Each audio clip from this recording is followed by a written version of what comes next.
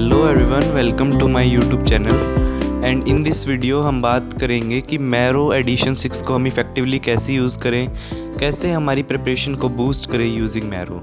देखो, मैरो तो सभी ले लेते हैं, प्रेपलैडर ले लेते हैं और भी बहुत सारे वीडियोस सब्सक्रिप्शन ले लेते हैं, लेकिन अगर हम उसे इफ़ेक्टिवली यूज़ ही नहीं कर रहे तो then we are wasting our money. So इसलिए हमें उससे बेस्ट निकालना है उस सब्सक्रिप्शन का, उस प्लान का यूज़ करके। तो इसमें हम बात करें कि मैरो से हम कैसे जो है अपनी प्रिपरेशन को बूस्ट कर सकते हैं। तो प्लस जो स्टूडेंट्स को बहुत सारी क्वेरीज रहती है रिगार्डिंग एडिशन, नया एडिशन आया है, regarding notes, regarding grand test, question bank, तो वो सब क्वेरीज जो है मैं इसमें सॉल्व करने वाला हूँ इस वीडियो में। तो बने रहिए इस वीडियो में। और if you are not subscribe to my YouTube channel till now then please subscribe to it, ताकि जो आपको लेटेस्ट वीडियोस मिल सके मैरो एंड नीट पीजी के रिगार्डिंग। सो सबसे पहले जो है मैं बात करना चाहता हूँ कि आपको कौन सा सब्जेक्ट पहले करना चाहिए। तो इसमें जो सोल्यूशन है कि आप यूनिट वाइज अप्रोच कीजिए डिफरेंट सब्जेक्ट को। फॉर एग्जांपल, अगर आप रीनल सिस्टम फिजियोलॉजी से कर रहे हैं तो पैथोलॉजी में भी आप रीनल सिस्टम कीजिए, फिर आप मेडिसिन से रीनल सिस्टम कीजिए, फिर सर्जरी से रीनल सिस्टम कीजिए और लास्ट में रेडियोलॉजी का रीनल सिस्टम कीजिए। तो इससे क्या होगा, आपको एक तो आसानी होगी चीज़ों को समझने में, दूसरा जो है आपके बहुत जल्दी कंप्लीट हो जाएगा आपका सिलेबस। अगर आप डिफरेंट यूनिट जो है डिफरेंट सब्जेक्ट से करते हैं तो आपका जो है वो सेग्रीगेटेड अप्रोच हो जाती है। एक इंटीग्रेटेड अप्रोच चाहिए हमें to quickly solve the MCQs. दूसरा जो है क्वेरी आती है कि अब एडिशन 6 आ गया है मैरो का, तो हमारे पास तो एडिशन 5 के नोट्स थे, तो अब हम क्या करें, क्या हम एडिशन के 6 के नोट्स मंगवा लें। देखिए, ये एक रिलेटिव जो है, इसका आंसर रिलेटिव है, एक कोई एब्सोल्यूट आंसर नहीं है। अगर आपने एडिशन 5 से काफ़ी कर लिया है मैरो, तो एडिशन 6 के नोट्स मंगवाने से आप पजल हो जाओगे और आपको लगेगा कि अभी तो मैंने कुछ नहीं किया, अभी तो मेरा बहुत सारा पड़ा है सिलेबस। तो आप क्या कीजिए, अगर आपने एडिशन 5 से बहुत सारा कंप्लीट कर लिया है तो आप क्या कीजिए कि आप सबसे पहले एडिशन 5 पे ही बने रहिए, उसमें आप सारी वीडियोस कंप्लीट करिए। फिर उसके बाद जब वो कंप्लीट हो जाए सब्जेक्ट, तो आप एडिशन 6 में जाइए। उससे आप क्या है, उसमें आप नए जो है वीडियोस आए हैं या नए पॉइंट्स आए हैं, नए टॉपिक्स आए हैं, उनको अपने नोट्स में पेजेस ऐड करके आप उसमें ऐड कर सकते हैं वे टॉपिक्स। दूसरा, कोई नया पॉइंट आपको लगता है जो उस पिछले नोट्स में नहीं था, इसमें है, नया टॉपिक है, वो आप ऐड कीजिए।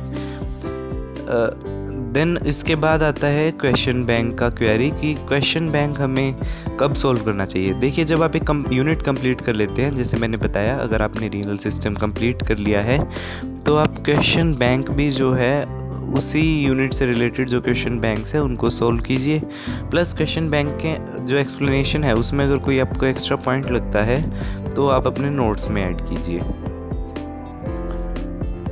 देन इसके बाद लास्ट चीज़ क्वेरी आती है कि ग्रैंड टेस्ट कब देना चाहिए। देखिए, मेरी ग्रैंड टेस्ट की एक वीडियो भी है, अगर आप मेरे चैनल पे जाएंगे तो ग्रैंड टेस्ट से रिलेटेड मैंने वीडियो बनाया है कि ग्रैंड टेस्ट कब देना चाहिए।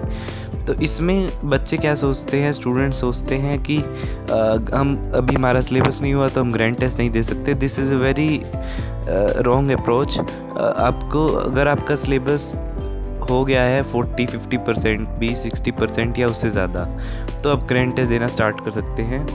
आप ग्रैंड टेस्ट जो है ट्वाइस मंथली दे सकते हैं, वंस मंथली दे सकते हैं, या फिर थ्राइस और 4 टाइम्स मंथली भी दे सकते हैं। मीन्स एवरी वीक आप ग्रैंड टेस्ट दीजिए। और उसके बाद जो है आप अपना एनालाइज करिए। देखिए, ग्रैंड टेस्ट जो है it is not for the preparation, means आप इस डायरेक्टली आपके जो है नॉलेज क्लाउड पे इस पे कोई फ़र्क नहीं पड़ेगा ग्रैंड टेस्ट से। इससे आपको क्या पता चलेगा ग्रैंड टेस्ट से कि in which stage of preparation you are right now, कि आप किस स्टेज में है प्रिपरेशन के, आपको कितना आता है, किस लेवल पे स्टैंड करते हैं, कितना रैंक आता है। तो ग्रैंड टेस्ट उसमें मदद करता है आपको एनालाइज करने के लिए कि हमने कितना प्रोग्रेस किया।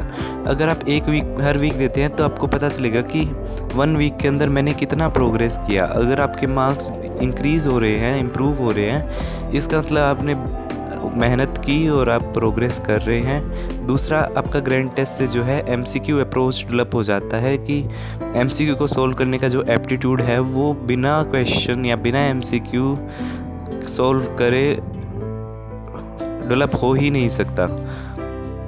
आप कितना मर्जी नोट्स पढ़ते रहिए, अगर आपका MCQ का एप्टीट्यूड नहीं है आपके पास MCQ को सोल्व करने का, तो आप वहाँ पे लैग कर जाते हैं। इसलिए आप ग्रैंड टेस्ट भी दीजिए according to time available to you. So ये थी जो सारी क्वेरीज़ जो स्टूडेंट्स को आती है। तो इसमें मैंने आपकी सारी क्वेरीज़ को सोल्व किया है and answer to all this question they very according to the students and how much they have completed और in which year they are.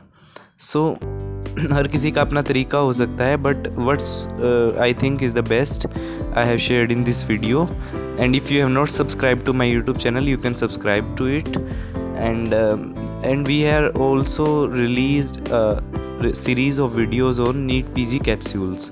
उसमें NEET PG capsules में हमने क्या किया है कि उसके अंदर फॉर एग्जांपल हमने रेडियोलॉजी स्टार्ट किया है, उसमें हमने जो वेरी शॉर्ट पॉइंट्स और साइंस जो हमें एक्सरेज USG और MRI पे दिखते हैं, CT पे दिखते हैं, वो हमें डिजीज़ को डायग्नोस करने में हेल्प करते हैं। तो वही मैंने कलेक्ट करके जो है उस वीडियो बनाया है कि कौन से साइन या कौन सी क्लिनिकल प्रेजेंटेशन से क्या डायग्नोसिस बनता है। So they are very short crisp points and very valuable to boost your NEET PG preparation. You can visit my channel and see the playlist, and thank you.